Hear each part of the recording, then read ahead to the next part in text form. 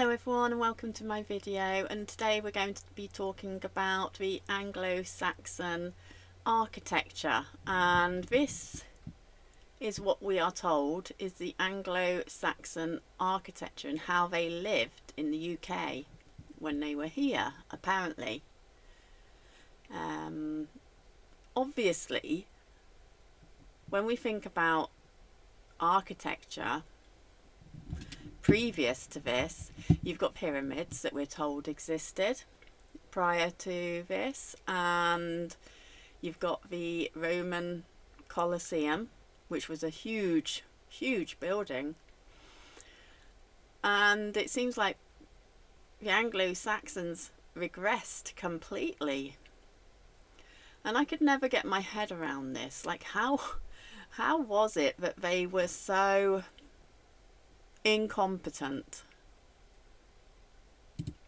And here's some other pictures, a small one there, you know, just confirming everything about Anglo-Saxon buildings.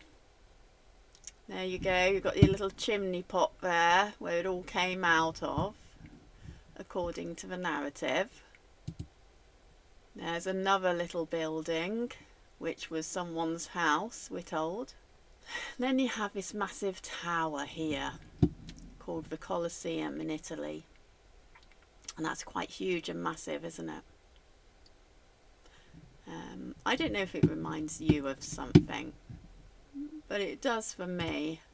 And that was the inside of it. We're told that they played games here, but I don't know whether they did. That looks like it goes down further. Anyway, I came across this wonderful book from 1926, and I have a love of antique books, specifically antique books about history, because that means that they are looking at books which are not written in the 1980s like we are, and then providing us with our history. They're looking at things and getting references from the 1800s, the 1700s, the 1600s, and our references really don't go back to that far, I don't believe, because by that time, when we look back at history, everything's been changed. In the middle of the front page of this book, you'll notice that it's specifically about Saxon England. It says here, the Great Priory, late medieval barn exterior. And it also talks about the Domesday, which is the 13th, 14th century, whereas we understand Domesday being about the Normans, whereas they seem to understand it to be about the Saxons, which is interesting. Doesn't that look like the house? It looks like a mega size of the houses that we see them claiming that the Anglo-Saxons lived in. I mean, look at the woodwork, look at the carpentry. This is massive, and we're told that they lived in these little tiny huts with little openings at the back so that the smoke in those houses could go. Apparently, according to the narrative, especially after the engineering that they had for the Roman times. And that's a barn. That's not a house, that's a barn. That's what they considered a Anglo-Saxon barn in 1926. And this is very interesting, because at the end of this I'll leave some video footage of the video that I did when I went to Chester, a city in medieval city, a Tudor city, we're told, in England. And this is the workmanship and the carpentry by the Anglo-Saxons. Isn't it incredible? And there,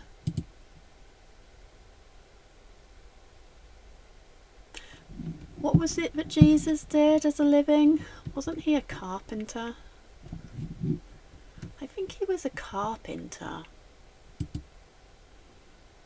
I think he was, you know. I think he was a carpenter. Now look at that building. That was a cottage, an Anglo Saxon cottage. That's what 1926 believed Anglo Saxon to be. Of course, in today's society, we consider that to be Tudor. I don't know if you know this, but the Tudors were Welsh and English kings and queens. They soon disappeared after Charles I, which I'll be looking into, by the way, because I'm quite sceptical. Soon after Charles I was beheaded, government took over the country through Thomas Cromwell, and then, well, there was a resettlement of Jewish people, or Khazarian people, and that's interesting and convenient timing, I would say. So this was Anglo Saxon, but we're told that it was Tudor, and all the Welsh and English kings and queens disappeared after the Tudors. Do you know who it went to? The throne? The throne took over, that was taken over by the Holy Roman Empire. And the Holy Roman Empire was funded by the Roman Catholic Church. And the Roman Catholic Church was infiltrated by the Khazarian Empire. It's funny, isn't it? It's odd how these go round. Wow. That looks like something that you'd find in Chester or Shrewsbury. That's exactly where the Anglo-Saxons settled as well. Isn't that interesting? That's an Anglo-Saxon house. Not the little mud shed barn thing that BBC Bite Size teaches the children. This is an Anglo-Saxon house according to 1926 historians. According to 1980s and onwards, or 1940s onwards, historians, they lived in mud shacks. They were very incompetent according to our society today, but according to 1926, they were very, very capable carpenters. Carpenters. Huh. Bit like Jesus. Maybe they were mimicking him. And here we have a few more. This is Lancashire County Council telling everybody Anglo-Saxon houses were rectangle huts made of wood with roofs thatched with straw. Rectangle huts. Each family house had one room, according to the narrative, with a hearth with a fire for cooking, heating and light. The houses were built facing the sun to get as much heat and light as possible. 1926 history about the Anglo-Saxons. 2024 history about the Saxons. 2024, 1926. And I'll tell you something about this book, and I'll show you the front page in a minute. But it was not complimentary at all about the Anglo-Saxons. In fact, it was quite brutal about their history. Its bias was certainly not the Anglo-Saxons. So isn't it interesting how significant the history has changed in 100 years with regards to the Anglo-Saxons? That's what we're told today. They lived in mud huts. This is from the BBC Bite Size, which is teaching Year 7, Year 8 and Year 9 pupils about Anglo Saxons. Bit more here. Museum. Teaching the children that this is where they lived. These little mud huts.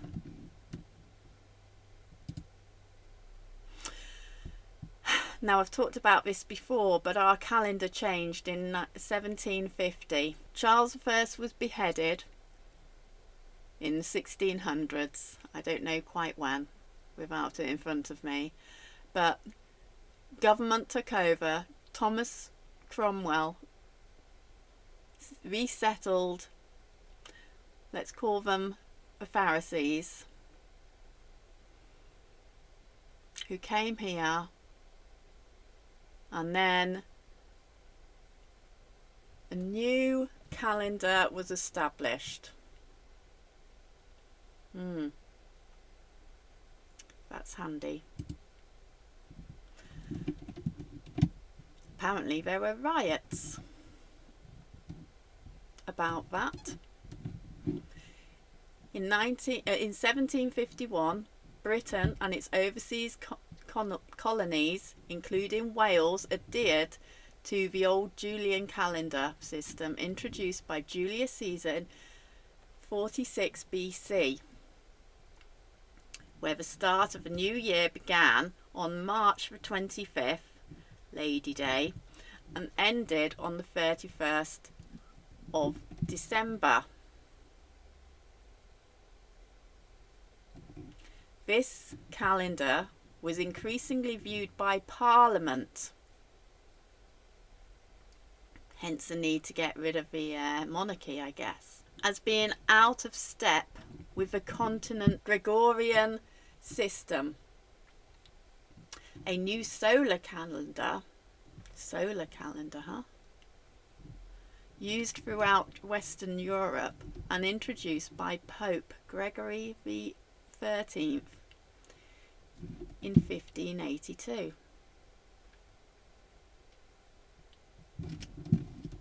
So the government wanted to change it, and the government brought in all these laws.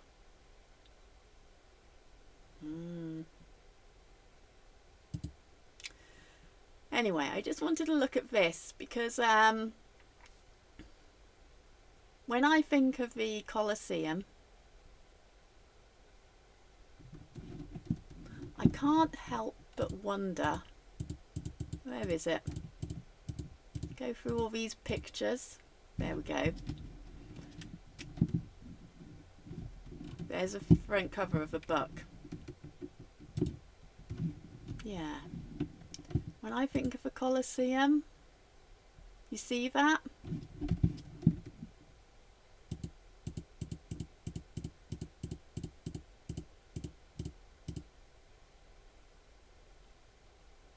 I think we're in a very different timeline than what we're told, you know. I think we're in a very, very different timeline to what we're told.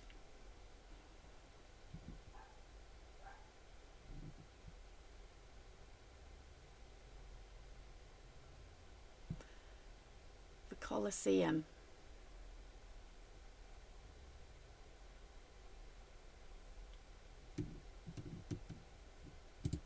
And the Tower of Babel.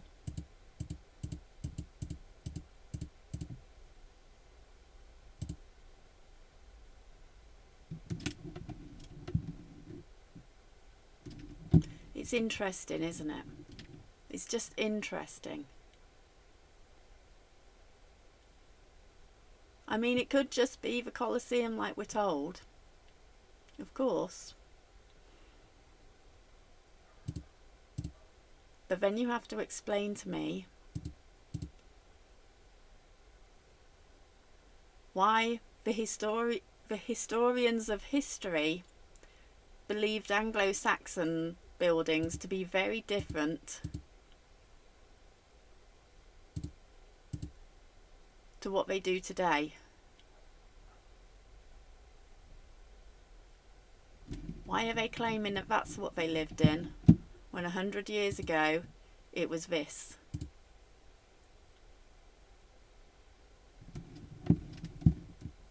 Something's not adding up, is it?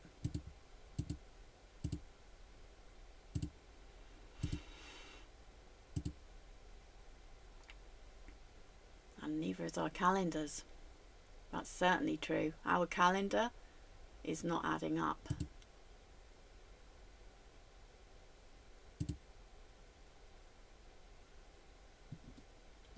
Anyway, I'll leave some pictures of Chester and Shrewsbury, and you can come to your own conclusions. Thanks for listening. Bye. During the Black Death, or the plague,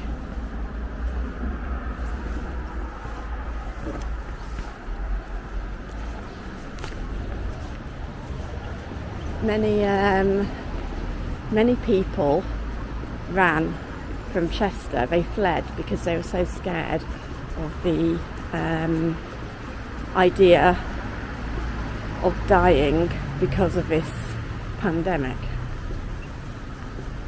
or epidemic, the plague. So Chester basically emptied, and the Duke of Westminster arrived and bought up all the properties. Now, I do know that the Duke of Westminster does own much of Chester and London, so that's interesting. And I said, oh right, okay, that's interesting. And he said, well, you see, my family were here beforehand, and the monasteries owned Chester.